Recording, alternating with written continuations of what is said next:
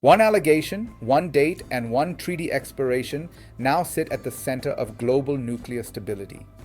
Did a hidden nuclear test in 2020 quietly reshape the balance of power? And what happens when the world's largest arsenals suddenly operate without formal limits at all in the coming strategic decade?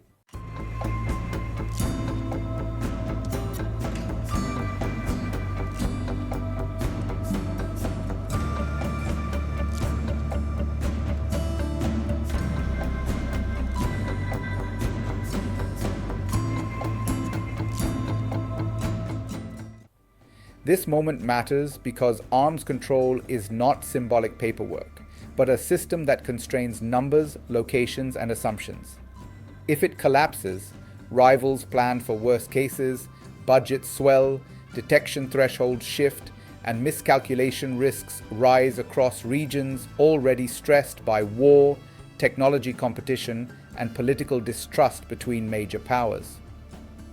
The United States raised the issue at a global disarmament forum in Geneva just as the New START treaty expired, ending more than 50 years of continuous limits between Washington and Moscow.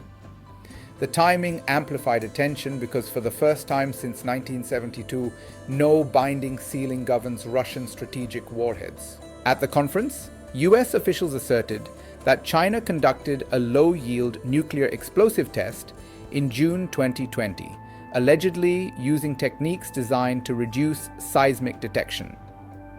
Such claims suggest preparation and execution rather than simulation, raising questions about compliance with informal test moratoriums observed by major nuclear states since the 1990s. Beijing rejected the characterization, emphasizing a long-standing position that it acts cautiously on nuclear matters and accusing Washington of exaggerating threats. China maintains it has not resumed explosive testing and argues that the primary driver of arms racing remains the vastly larger arsenals and modernization programs of Russia alone today. The broader context is China's rapid expansion of its nuclear forces. US projections estimate Beijing could possess more than 1,000 warheads by 2030, up from roughly 600 today. By comparison, Russia and the United States each hold stockpiles near 4,000, including reserves and non-deployed systems worldwide total. Washington argues that a bilateral framework no longer reflects strategic reality. Facing multiple nuclear-armed competitors, US officials say future treaties must account for all major arsenals.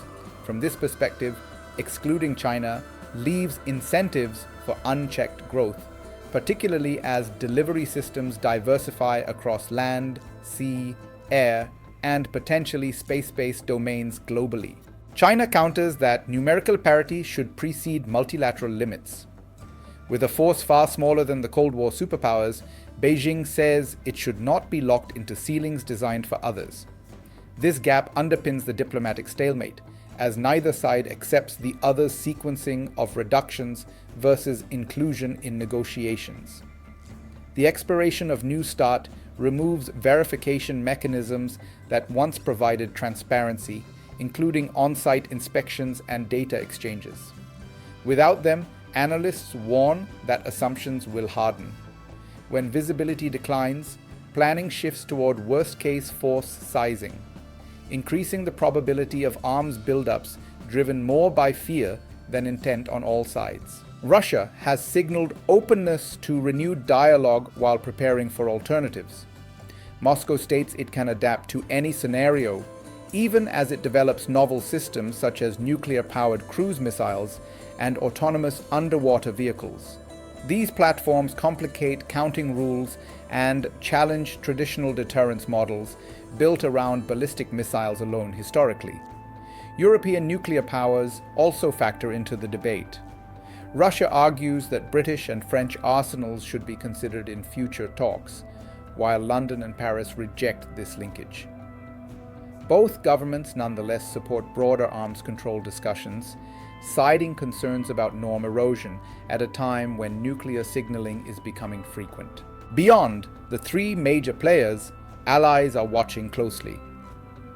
Analysts note that prolonged instability could intensify debates in countries like Japan, South Korea, and Poland about extended deterrence reliability.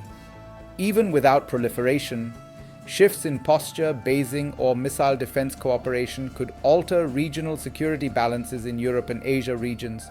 One what-if scenario centers on verification collapse. If testing allegations multiply without shared inspection regimes, trust erodes further. States may invest heavily in sensors, countermeasures, and rapid response systems, shortening decision timelines. In such an environment, technical ambiguity itself becomes a strategic weapon rather than a stabilizing uncertainty for rivals. Another scenario imagines a slow return to structured talks. If Washington and Moscow rebuild a baseline agreement and Beijing incrementally joins transparency measures, limits could re-emerge. This path would likely involve phased caps, confidence-building steps, and technology-specific rules addressing hypersonic delivery vehicles and space-based defenses over a decade-long horizon period. Underlying both paths is the role of technology. Advances in missile accuracy, cyber operations, and artificial intelligence influence early warning and command systems. As these tools integrate, the margin for error narrows. Arms control historically aimed to widen that margin by slowing competition and clarifying intentions between nuclear-armed states globally. The allegation of a 2020 test also revives debates about the Comprehensive Nuclear Test Ban Treaty, which bans explosive tests but has not entered into force. China and the United States have signed but not ratified it. Without universal ratification, enforcement relies on political restraint and monitoring rather than legal compulsion alone. Seismic decoupling claims highlight how physics intersects with policy.